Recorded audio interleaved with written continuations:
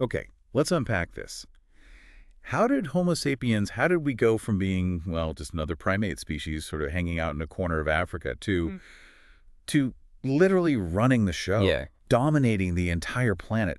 When you look at the sources you brought us, the answer isn't quite what you might expect. It wasn't about being the biggest or the strongest. No, not at all. Right from the start, the material really challenges that common idea. Forget brute strength or, speed.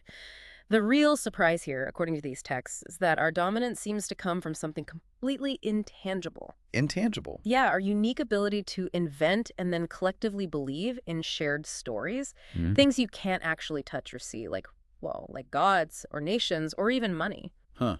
So not physical power, but the power of imagination, shared belief. That's the core argument. The sources you've given us, they pull from history, biology, philosophy, and they make this really powerful case that these collective myths, these shared fictions, are the secret sauce. The secret sauce. Okay. It's the thing that allowed us to cooperate on a massive scale, far beyond what any other animal, even other human species, could apparently manage. Right, cooperation on a massive scale. Because other animals cooperate, but not like. Not like this. They argue this capacity for shared fiction is what let us move beyond, the small groups of maybe 50, 100 individuals who all know each other. Yeah. It let us master the Earth.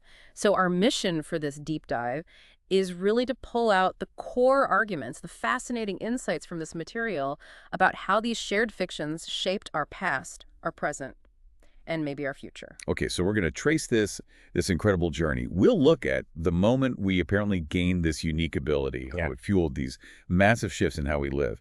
The sources call them the cognitive, agricultural, and scientific revolutions, right? That's right. And then try to figure out what it all means for where humanity might be heading next. Let's jump in then. The sources talk a lot about this pivotal moment. They call it the cognitive revolution.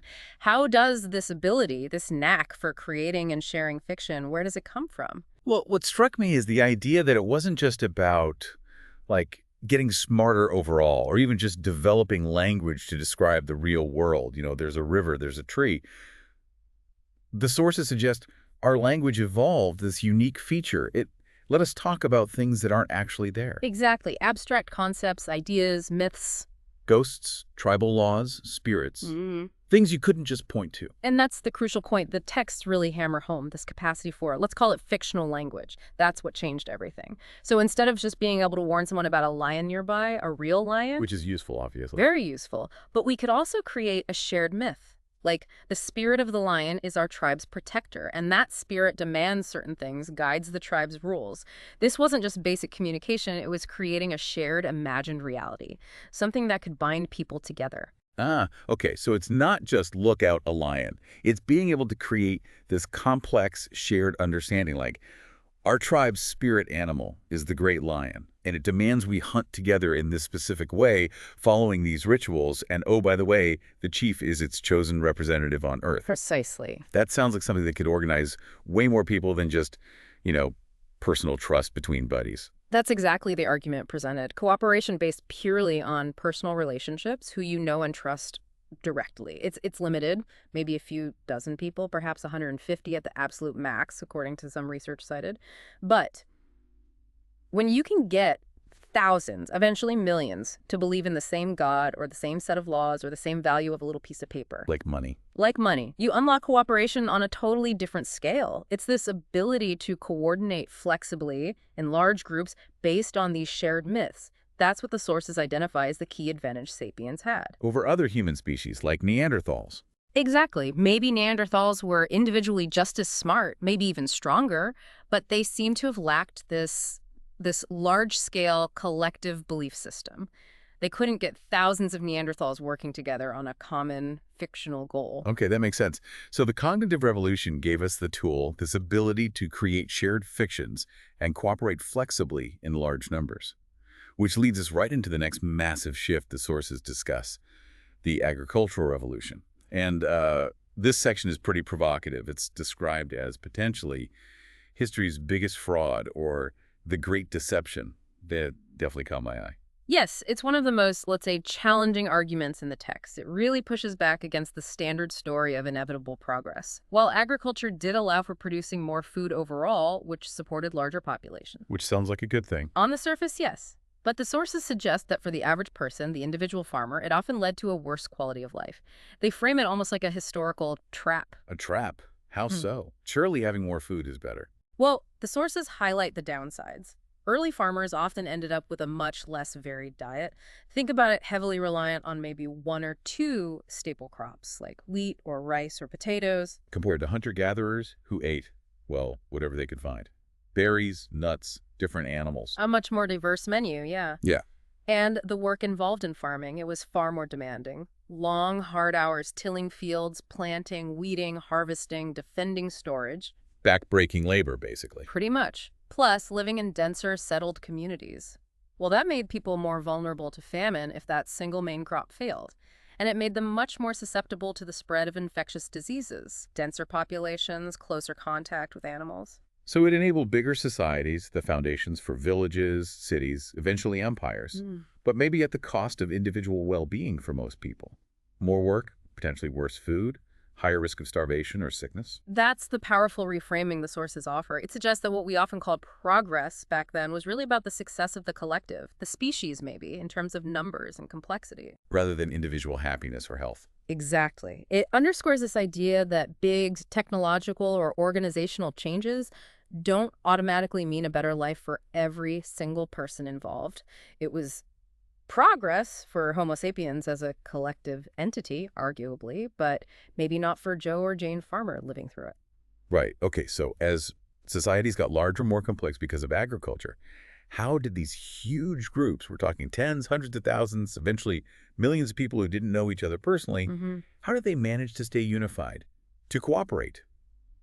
This seems like where those shared fictions we talked about must become absolutely essential, right, on a much grander scale. Absolutely critical. The sources point directly to the emergence and strengthening of large-scale collective myths, things like money, empires, and universal religions, as the sort of social glue holding these sprawling societies together. Money is such a perfect example of that, isn't it? This piece of paper, or these days, just numbers on a screen. It only has value because millions, billions of strangers all across the world collectively agree that it does. It's pure shared belief. It's trust in a shared story, fundamentally. The dollar, the euro, whatever. It only works because we all participate in this collective make-believe about its value. And similarly, think about empires. They created these vast political structures held together not just by soldiers and force, though that was part of it, but also by shared beliefs. Belief in a divine emperor, maybe, or a national identity, a common legal code. All abstract concepts, all shared fictions. Exactly. And universal religions like Christianity, Islam, Buddhism, they provided this common moral and ethical framework, a shared understanding of reality that could bind millions of strangers together across huge distances and despite diverse local cultures. So these weren't just practical tools for, say, trade or keeping order. They were incredibly powerful stories that allowed groups who'd never met to interact, cooperate, follow the same rules, all based on these shared imagined realities. Precisely. They provided the common ground, the shared narrative rooted in fiction that was necessary for these massive human networks to actually function and grow. Without them, maybe civilization as we know it wouldn't have been possible. Which leads us to another major transformation, the sources highlight. The scientific revolution. Now, how does that fit into this narrative about shared fictions and power? And what's this paradox the sources mention? It seems different from myths and gods. It does seem different on the surface, yeah. But the sources present this really fascinating argument that the scientific revolution, maybe counterintuitively, was fundamentally powered by an admission of ignorance. Ignorance? Yes. For centuries before, dominant belief systems, religious, philosophical, often held that all the important knowledge was already known. It was in sacred texts or ancient wisdom or divine revelation. Science, as it really took off around the 16th, 17th centuries, embraced this radical idea. Actually, we don't know everything. And crucially, recognizing that ignorance wasn't a failure, it was the necessary starting point for discovery. The willingness to say, we don't know the answer, so let's go find it out. Exactly that. And coupled with developing new systematic methods for finding out observation, experimentation, mathematical calculation, ways to investigate the world directly. Now, the paradox the sources point out is this. While we often think of science as this pure, objective pursuit of truth, its actual growth, its funding, its direction, was often deeply intertwined with and even driven by less purely intellectual goals. Goals rooted in our existing collective fictions. Like what? Things like imperialism, economic ambition, the desire for political or military power. Ah, okay. So the need for better navigation tools to support global trade and build empires, Yeah. or more effective weapons for conquest, or finding better ways to exploit natural resources efficiently. These practical, often power-driven motives actually spurred scientific inquiry, even the really abstract stuff. That's the argument. The sources suggest science didn't just happen in some ivory tower vacuum. It was heavily funded and directed by the goals and needs of the societies it grew within, societies already shaped by those powerful myths of nations, economies, and dominance. So the pursuit of knowledge was often harnessed by the pursuit of power and wealth. That's the connection the texts draw. It shows how these different aspects of human activity, belief systems, economics, politics, even science, are all deeply interconnected within this larger framework shaped by our collective fictions and desires. Which brings us pretty much right up to the present moment and looking towards the future. The sources touch on some really profound, maybe even unsettling potential changes coming down the line stemming from this whole trajectory. They do. They look at how the scientific and technological power we've accumulated, built on centuries of this organized knowledge, this large-scale cooperation, is now leading us to develop unprecedented capabilities. Areas like advanced biotechnology, genetic engineering, artificial intelligence. Right, the idea mentioned in the material you shared that sapiens might literally upgrade themselves, maybe even become gods. That's a pretty striking phrase. It's the provocative language used to capture the potential scale of change, the possibility that we might gain the ability to fundamentally redesign not just our environment, which we've been doing for centuries, but our own bodies, our minds, our consciousness through genetic engineering, or maybe brain-computer interfaces, or perhaps even creating artificial consciousness. Wow. And the sources highlight that this immediately raises a critical, maybe the critical question for our time.